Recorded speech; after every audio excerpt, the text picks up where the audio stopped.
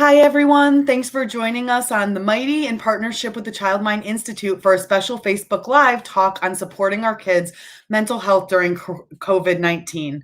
I'm Dr. Stephanie Lee. I'm a clinical psychologist at the Child Mind Institute, and I'm thrilled to have you all here with us. We know parents are struggling to balance work, childcare, and self-care while keeping worries, both your children's and your own worries, under control. You don't have to do it alone. Today, we're going to talk about ways to support the mental and emotional health of you and your family during this challenging time. I'd love to answer your questions, and we have a few of them here already that have been prepared previously based on things that have come up in previous lives. So please keep commenting and asking your questions. I'd love to make this as individualized and helpful as I possibly can be, and I will get to as many questions as I possibly can. So let's go ahead and get started. I want to start with a question here that I think many parents have been asking me, or some version of this question, which has to do kind of with reasonable goals, right? So this one comes from a mom who says, I could use some tips for reasonable family goals. I'd like us to have something to work towards together that won't just feel like a new chore. We're a family of 4, a 6-year-old and a 9-year-old, both parents working from home full time. So we're feeling pretty overwhelmed, right? So I think that this is a very reasonable question, and one that I want to provide a lot of empathy around, because many parents, I think, and caregivers right now are feeling very overwhelmed and stressed, and the intensity of chores and other tasks that they're needing to complete in the day is getting really high. What I want to make sure that parents and caregivers are thinking about is how reasonable their goals are. And what we can do is kind of think about our goals in a SMART format.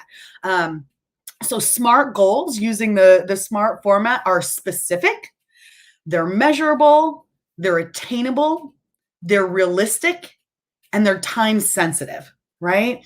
So I think it's important for caregivers and parents to think about a specific thing that their family can accomplish within a specific time frame that isn't going to be too overwhelming on the family overall.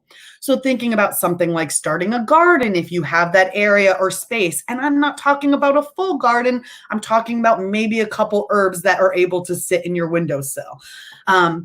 Some families have been telling me a little bit about picking one home project that's a little bit more fun in nature, like maybe, I don't know how fun cleaning the garage is, but a lot of times you find fun things while you're doing that, right? So maybe finding one reasonable and manageable house task to work on together, and to set small goals about how you'll accomplish that across time, right?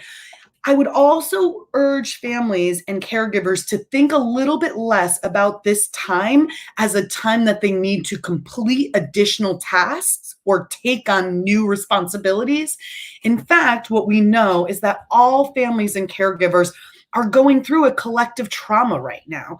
And as a result, we need to be kind to ourselves and realistic about what we truly are going to be able to accomplish, given the fact that there are so many competing demands on our time, our attention, and those types of things. So it's a really great question. I think, like I said, a garden or a house project, something like that, even just incorporating a weekly game night would be something that could be a chore that could be accomplished across the week. So having an opportunity to sit down with your kids and play Monopoly or Life, and maybe that's a game that lives on a table, if you have that flexibility to leave it there, that you revisit over and over again throughout the week, and get to play in short increments of time so that your kids are really motivated to go back to that game.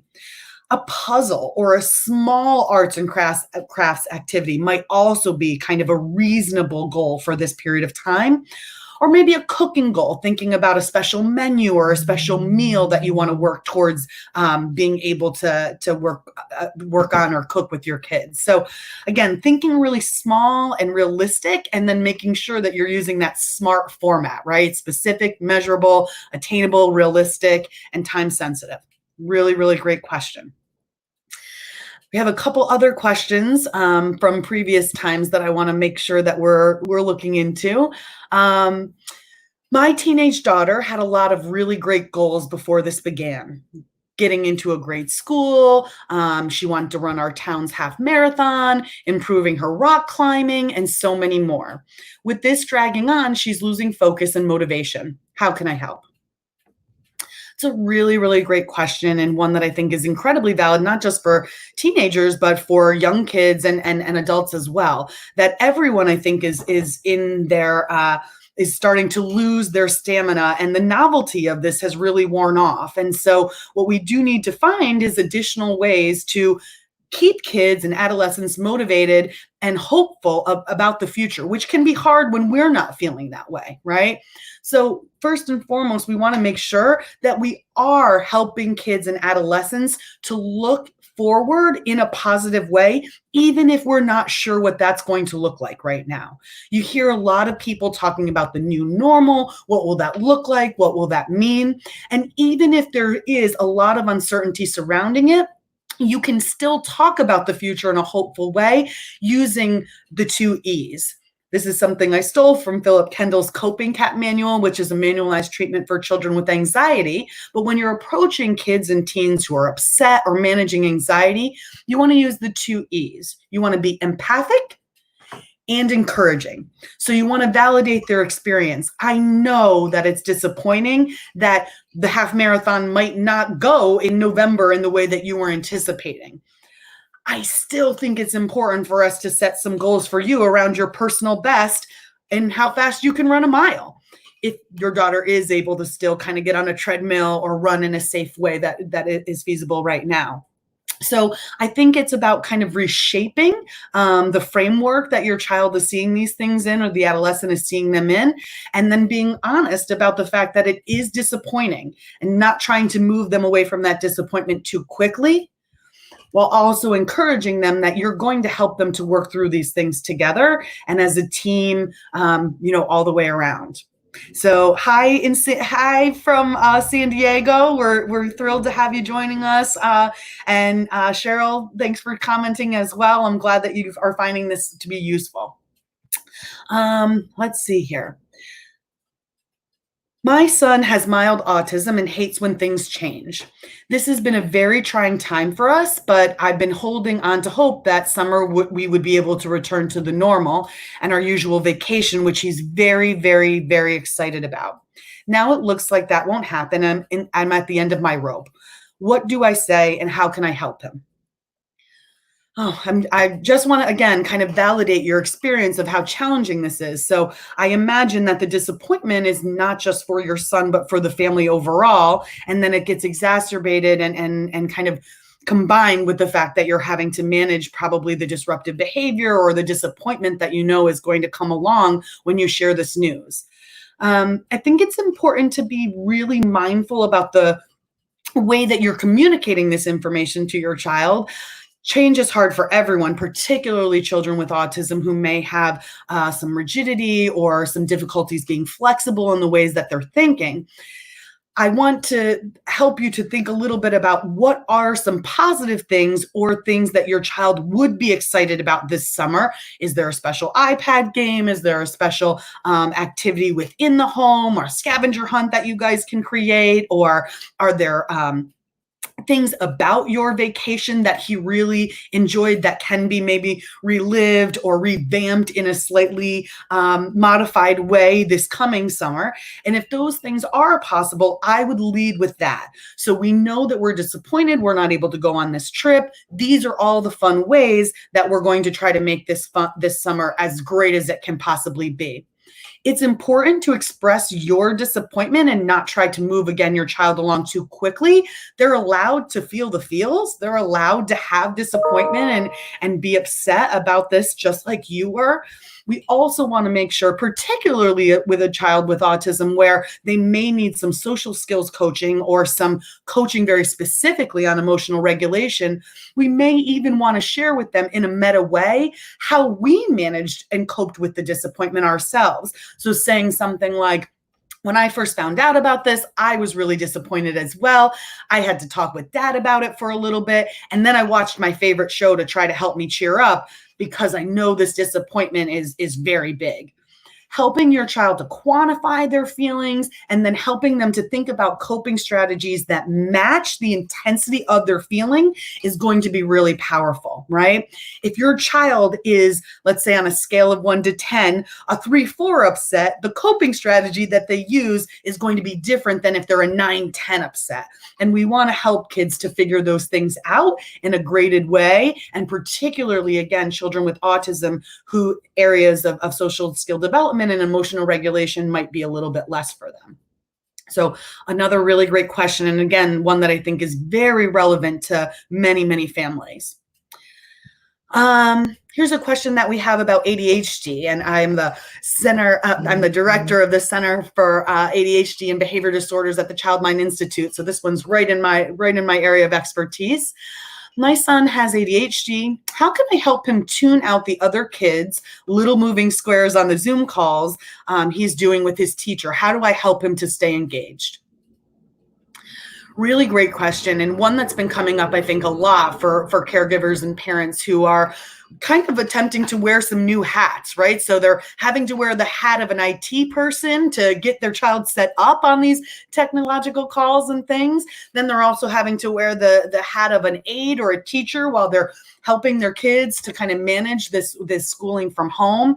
They're having to wear the hat of a cruise director because they're having to come up with all their fun things for their kids to do, wearing the hat of a gym teacher because they're trying to create additional activities and exercises for them to do, right? So parents are, again, having to wear a lot of different hats and trying to manage things that maybe traditionally someone with a special education training would be doing or would be implementing. And so I think it's really important for parents to think just a little bit about things that have been successful for their kids in the past. If there's techniques, if there's strategies, if there's reinforcement systems, if there's consequence-based strategies that you have used in the past to help you to manage a child's behavior, certainly going back to those now and going back to them in a maybe modified version, given the fact that, again, the intensity with which you implement these things might not be able to be as severe as you were doing in the past or as consistent.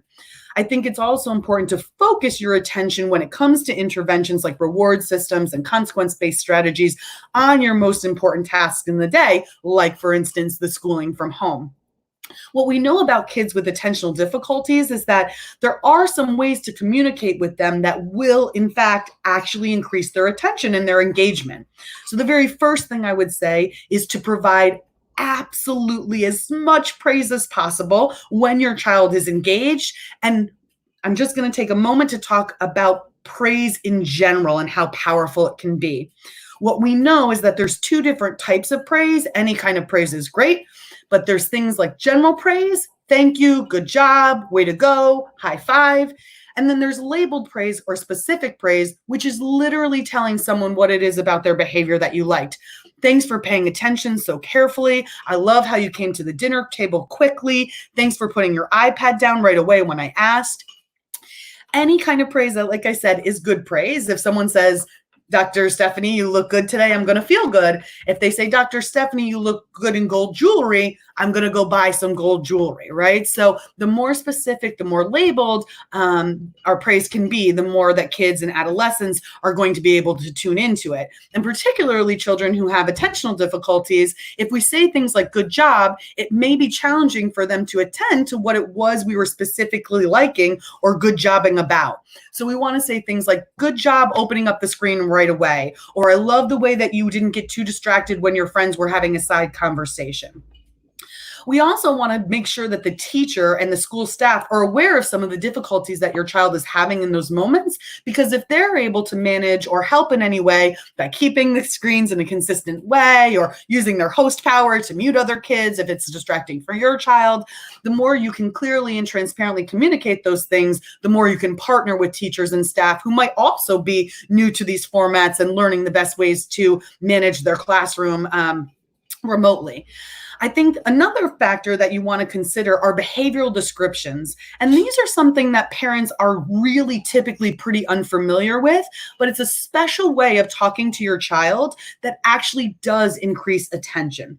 So a behavior description is literally telling your child what it is they're doing, being a sportscaster of their hands or their face or their eyes, if you will. So Going ahead and saying something like, I see that you're looking at the screen. I love how you're moving your cursor around to get it to the right spot so that you can turn down your friends who are trying to distract you, right? So literally just describing a child's behavior keeps them attending, keeps them focused. And we actually have research to suggest that using behavioral descriptions at a high rate can increase a child's attention, their focus, and their ability to concentrate. So you want to use a combination of labeled praises, behavior descriptions, and any other environmental factors that you can possibly help with. If your child has a lot of distracting aspects in their environment already, in addition to the distractions that might be going on in their computer screen, let's help them eliminate those things. I'm not saying put the kid in a completely dark room, but there might be ways to put up dividers, to set up their work environment so that it is a little bit more conducive or a little bit less distracting. Similarly, making sure that your child's screen has only their screen up for school, that there's no other screens around them, that your phone isn't going off or vibrating in ways that are going to additionally distract them. So again, thinking about the best way to set up the environment so that you can set the stage for success, because we know that the more we can set the stage for success, the better off we'll be. Additionally, just one more point on this, I think it's important for us to be realistic about our expectations for kids. If we're constantly only giving them praise or rewarding them when we think that they've been successful for the entire class time, that might be more than they're able to put out right now. And that would mean that we're missing valuable opportunities along the way to praise or to reward or reinforce their good behavior, right?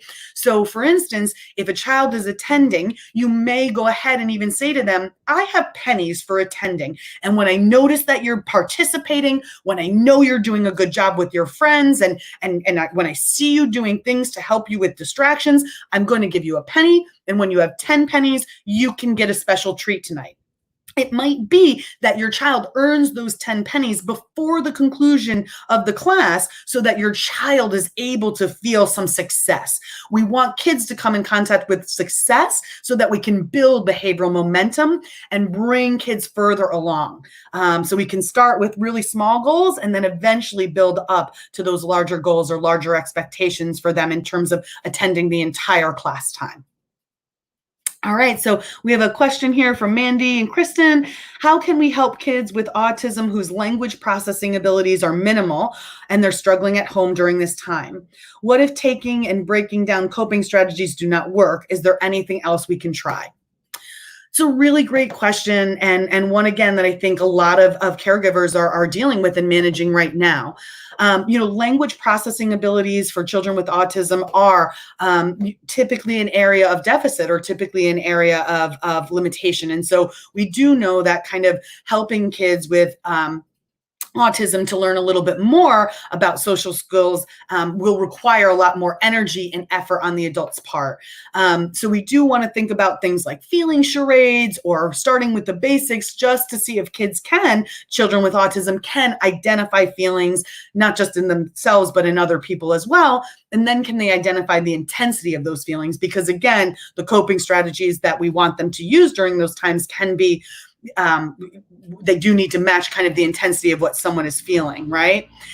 At the same time, kind of what you're saying here is like, if we're breaking down the strategies and the child is still not using them or still not attending to them, right? How do we make that happen? I think first and foremost, what we know about actually getting anyone to use coping strategies is that if the coping strategy is going to be more effort than the problem behavior, which is almost all coping strategies, we do need to probably provide a layer of reinforcement or reward that is going to motivate the child to actually use their coping skills and strategies, right? Because what we know is that coping strategies are effortful. And so for someone to throw out their old tricks like a tantrum and use this new technique of deep breathing or using their cool down corner, there does need to be an incentive in the very beginning to help the child to see that it's useful for them to use these techniques. Once the child uses the techniques and strategies across time and they come in contact with the internal reinforcement of actually being able to calm themselves down and calm themselves down in an adaptive way, then you can usually fade the reinforcement or the rewards, or fade the intensity of those rewards. In the very beginning, there probably needs to be high potency rewards and motivators in place in order for the child to implement these skills. And you probably want to do that at a time when it's lower stakes versus higher stakes in the very beginning, to try to familiarize your child with those techniques and strategies, set them up for success, and then reward them again in a very intensive way. I think what we know also about the cognitive triad, right, is that thoughts and feelings and behaviors are all intimately connected, right? There's on the cognitive triad, thoughts and feelings and behaviors all work together. And so if your child is having some difficulties on the language end of things, or if you're having difficulties intervening on the thoughts or the cognitions, honestly, just working on the behaviors, having a very consistent behavioral system in place for your child in relation to rewards and consequences for those types of behaviors and coping, can do a lot to work on the thoughts and the feelings that are associated with those behaviors. So even if you don't feel like you're able to get a lot of traction in terms of doing a lot of what might feel like more cognitive work with your child, or more individualized thinking work with your child, just helping them to shape their behaviors can actually help them to create more adaptive thinking and more adaptive feelings as well when they're upset. So it's a really, really great question, and one that I, again, want to empathize with. You are not in an easy situation, and so I would say be kind to yourself and be reasonable about your expectations. This probably isn't a time where you're going to make significant gains for your child, but if you're able to maintain or avoid regression, that we should consider that a win. So we've got a couple shout outs from Raver Lance and Preeti Savor here. So thanks for joining us today, and thanks for your comments. I really appreciate that. I'm hoping that this is helpful and helping you to think a little bit more about the best ways to be creative and adaptive in a less than ideal time. Here's another question that's been coming up quite a bit for families. My son is eating too much and sleeping too much and barely doing anything at all. What can I do to help him regain motivation? So really great question. What we know is that during times when your routine has been impacted as dramatically as a quarantine would do, that we want to check in about three important things: eating, sleeping, and activity level. So this is hitting on all three of those important points, right? And what we know is that right now, because it may feel less hopeful and we may have less in the way of behavioral activation, that kids and adolescents are often eating a little bit more than they would, likely out of boredom. They're also sleeping a little bit more than they might have previously if their sleep routines are off, or maybe they're pushing their day later because now they can sleep in, right? So I do think it's important for your family to develop a structure and routines, possibly that are visually listed, that are reasonable, again, in terms of expectations. It's not unreasonable to expect your child to engage in some light activity each day, or at least 5 out of 7 days a week, very similarly to the way that they would engage in light activity in a gym class, or if they were going to an after-school sports event type of thing, right? So it's not unreasonable to expect that. What may be challenging at first is the best way to motivate your child to do that. And so it may need to be that you're starting really small by saying something like, the ticket to your iPad today for free time, you might need the iPad for school, but your ticket to the iPad for free time today is 10 jumping jacks. And as soon as your 10 jumping jacks are done, you can have the iPad to yourself, right? Or you can have some free time with the iPad, right? So using those preferred activities to come after a less preferred activity, but making the less preferred activity reasonable and not out of the realm of what the child feels is accomplishable. So making sure that you start small and kind of going from there. So it looks like Preeti is wondering a little bit about siblings, feelings, emotions, feeling the same emotions at the same time. How do you kind of deal with it when everybody's feeling all the feels all in the same household, right? It's a challenging thing, and even something that we've been talking a lot as mental health professionals, right? That we're all triggered in different ways because, again, we are all going through the same collective trauma at this point. it's important for parents to model for their children that it's okay to have these thoughts and feelings. It's also important for parents to model that you feel these feelings for a while, and then you move on to something that's going to make you feel a little bit better, right? What we know is that worry and guilt, while we can't always control those feelings and emotions, they are a waste of time in terms of moving us forward. So I think it's important that if your kids are kind of overlapping in their feelings, so if siblings are kind of having the same feeling at the same time, you might be able to even take advantage of it with like a little family meeting, or saying, hey, let's all get together and write down a few of our worries or write down a few of our disappointments.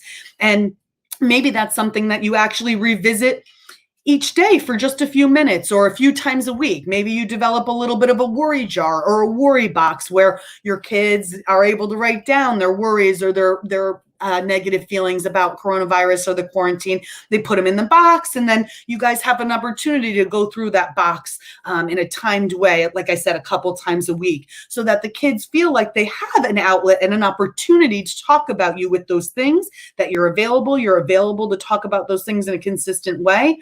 And you're also modeling for them that you need to compartmentalize it the same way that I'm not going to watch the news 24 hours a day to try to find out information. I'm going to watch the news for a little bit of time, and then I'm going to move on to watching my favorite show to distract me.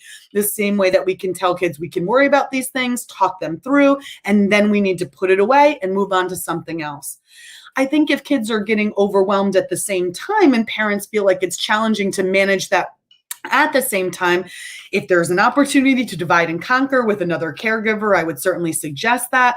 Or possibly, again, even turning it into a little bit of a family meeting or an activity together where you're drawing a picture about things that you're excited about in the future, or like I said, maybe kind of working together to write down some of those worries. So great question, and all the best of luck. Anyone managing one kid, more than one kid these days, certainly deserves all of the praise and empathy that is possibly available.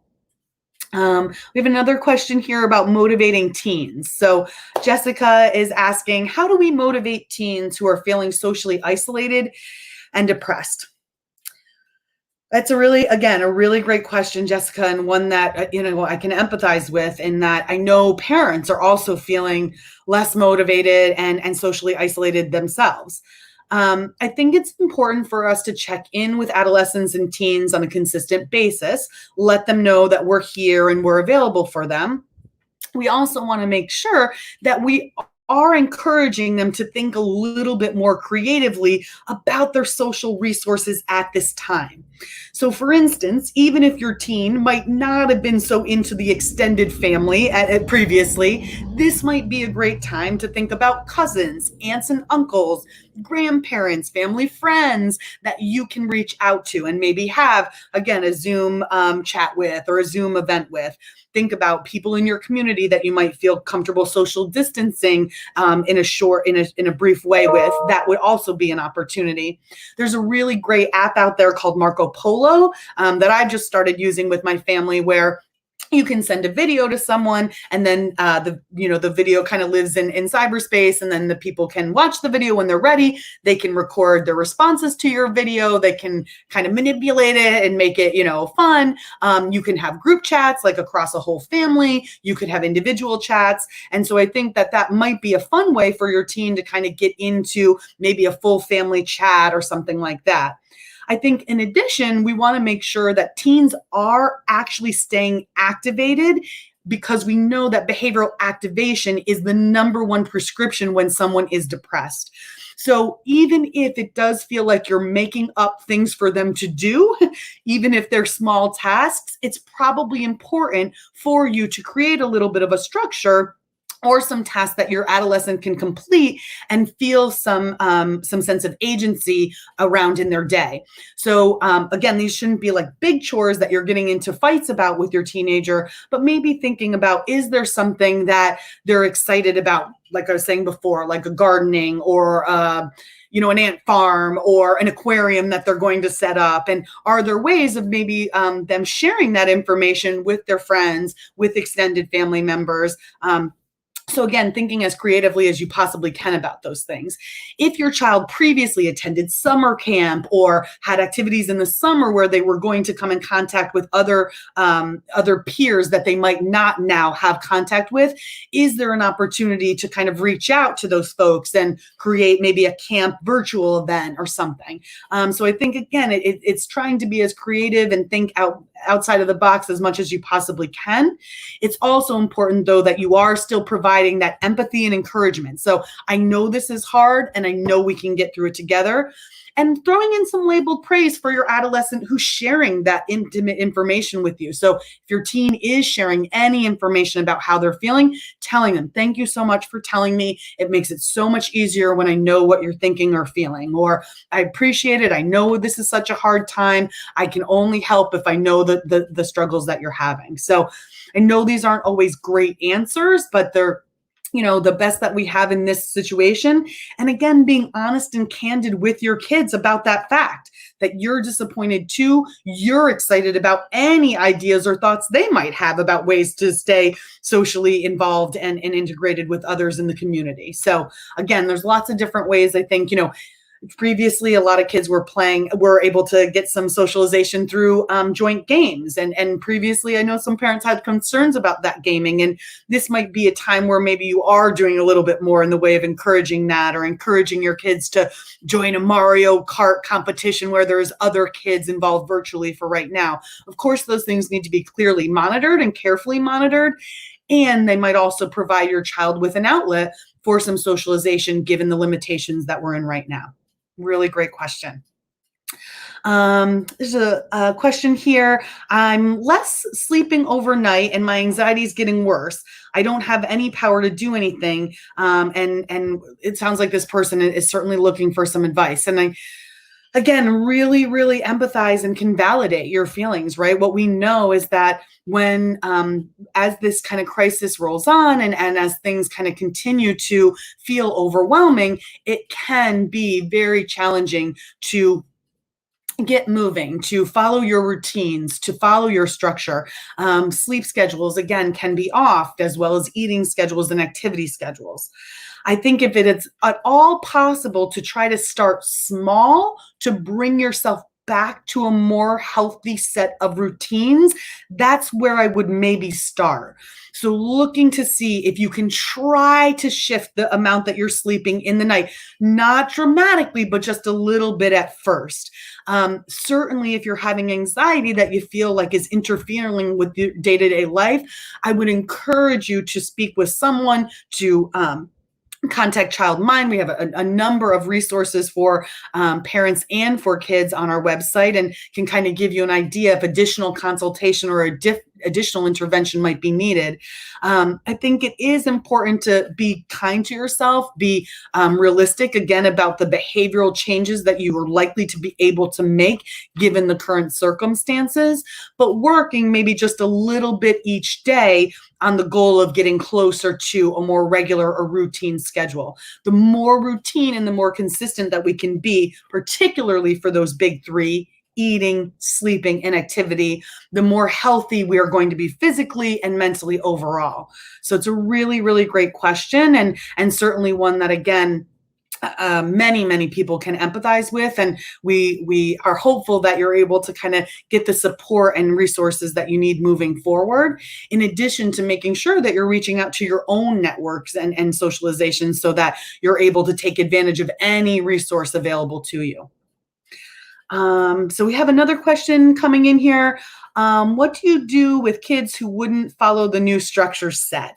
They seemed all geared up initially, but now seem to have reached their tolerance levels with being locked in, not being able to go to school or meeting their friends. And the parents tell me the structures aren't working anymore. It's a really, really great question, and one that I think is, individualized to the current circumstances, but one that I will be honest, parents and caregivers have brought to my attention very often, even pre-COVID, right? That very typically when we put a behavioral system or a new routine in place, there might be a novelty factor or a little bit of a honeymoon period where kids or adolescents or even adults are a little bit more willing to comply and follow those directions and those new routines. As things persist, I think that you're often seeing that kids and adolescents are likely to start testing, and they're likely to start seeing where are the areas where I can kind of get away with some things, where are what are the expectations continuously and consistently across time.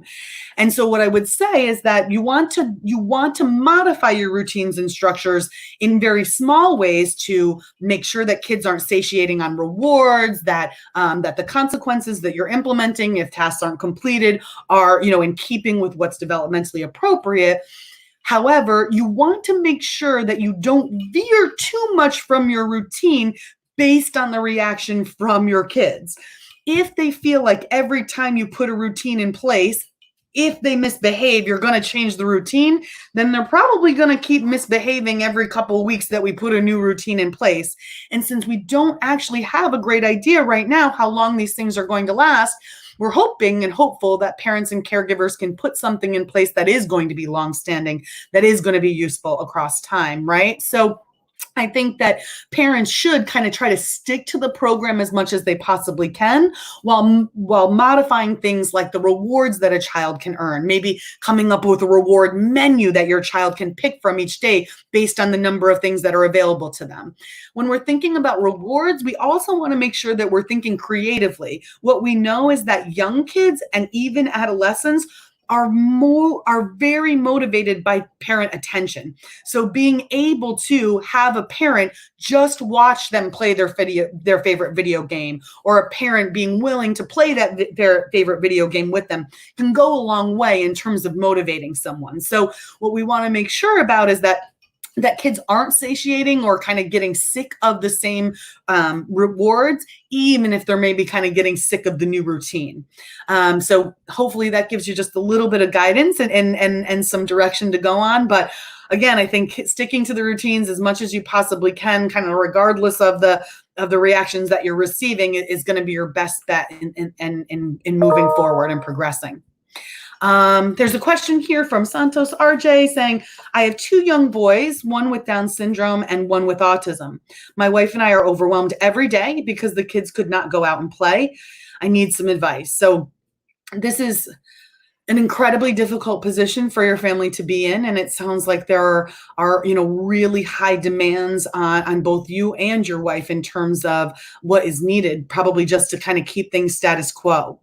So the very first thing I would say, Santos, here is to be kind to yourself, and to you and your wife to be, again, very reasonable about what you're able to accomplish each day.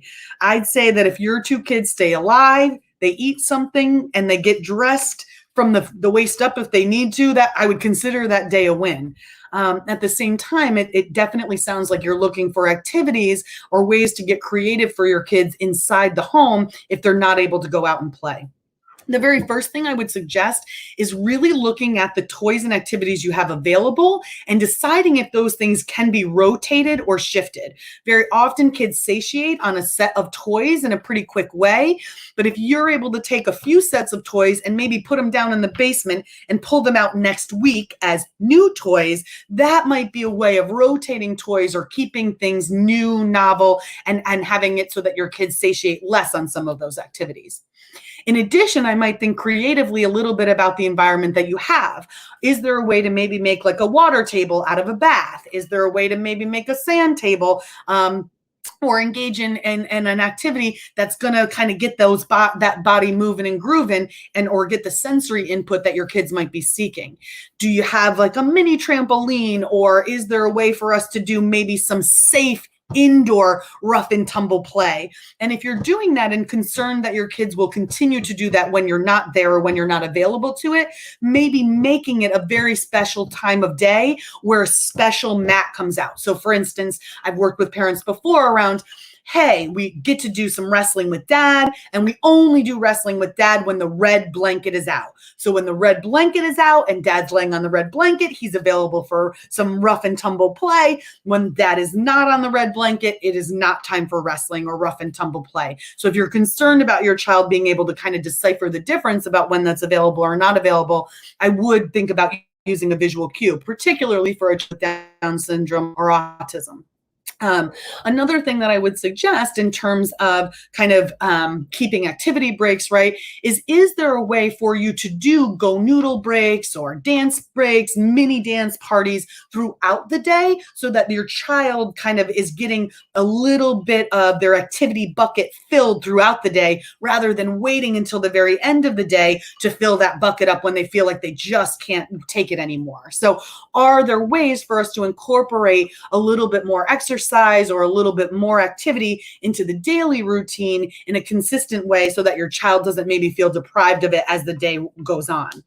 Is there any opportunity within the environment that you live in to run stairs safely or to, again, have an indoor scavenger hunt or something that, again, is going to allow your kids to get a little bit more of that activity out or a little bit more of that energy out in a safe and adaptive and appropriate way? Can they ride their scooters in the basement? If you have a basement, is there a porch or an outdoor area that we can maybe kind of, again, assign to throwing a ball safely? So again, even though these might not have been things that you previously would have allowed, are there ways for us to modify or, again, think creatively about ways to sneak the kids some activity, knowing that, everybody is feeling this level of confinement and that we all need to have some outlet for our activity and our energy. Great. How do you motivate yourself to stay motivated when you live alone, especially during this time of social distancing? Great question. Again, from Mandy and Kristen here, you're throwing out some really good ones. So I really appreciate your participation. Thank you so much. This is one that I think is very, very challenging. And if you read kind of different articles in the New York Times and kind of across the last few weeks, there is something that's like touch deprivation. There is something to be said for folks who are isolated without family members, without other people to have regular contact with. And I think it's important to make sure that we're providing empathy and encouragement to those folks as well. I think it's also important for someone when they realize that they're in that situation and they're feeling down and out, or they're feeling like the social resources that they typically have available to them are not available, or they don't have access into these ways. It is important to think, again, a little bit more creatively about how can I have that consistent check-in with someone or consistent, contact with someone in a way that is going to kind of hold me accountable to my day-to-day. Not so that you're putting too much pressure on yourself, but more kind of like, I am going to have that virtual happy hour with friends, even if I am sick of looking at screens all week. Or I am going to make a point to check in with my college roommates, once or twice each week across the next 2 months, just to make sure that I'm feeling a level of socialization or I'm feeling a level of connectedness that I might not. I think it's also, again, important for someone to be if they are living alone or feeling a little bit more isolated, for them to still think a little bit about making sure that they stay on routine and that they provide themselves with appropriate breaks. What we know about someone who's living alone and might feel a little bit increased isolation, it might be more challenging for them to balance home and work life, right? So if they're constantly kind of working from home now, and previously they were a little bit better about those boundaries, this might be a time, particularly when folks are feeling very overwhelmed with a lot of work, that there are kind of just completely subscribing to work, or maybe their level of self-complexity has now decreased because their ability to kind of go out and do fun things with friends and family is limited. So making sure that those folks do provide themselves with a break, still take a day off, still provide opportunities for themselves to have some self-care, whatever self-care looks like to them these days. It might be a run in the park. It might, if you feel safe doing that, it might actually be playing Candy Crush on your couch for 2 hours and just not feeling guilty about it when you're done, right? But I think we need to make sure that we're being kind to ourselves. And when we are figuring out that people are in those situations, we are checking in with them regularly. And we are also being kind to them and being realistic about, what they can expect in the way of their mood. It really is probably not that much different from folks who are living with others whose mood is waxing and waning as well. So again, normalizing some of those things and validating them for people, I think, can be really, really, really helpful. Um, Looks like some people are giving me some labeled praise about the reward menu idea. So thank you so much for that. I'm hopeful that that continues to be helpful for folks. And a reward menu is a great way, again, as I said before, about kind of mixing rewards in and making sure your child doesn't get satiated on them.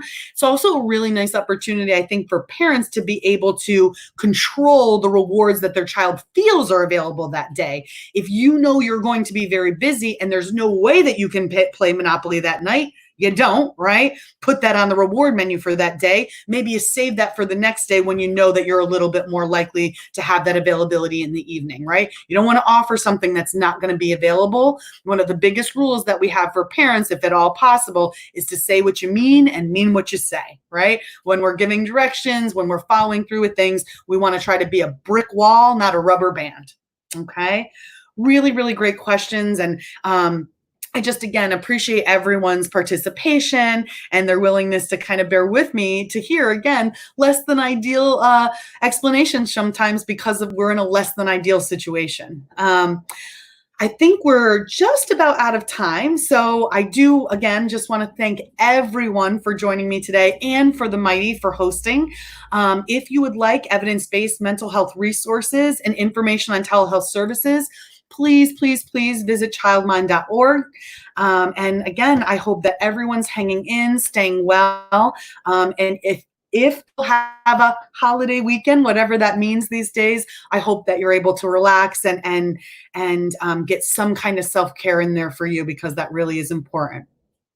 Thank you so much for joining us today.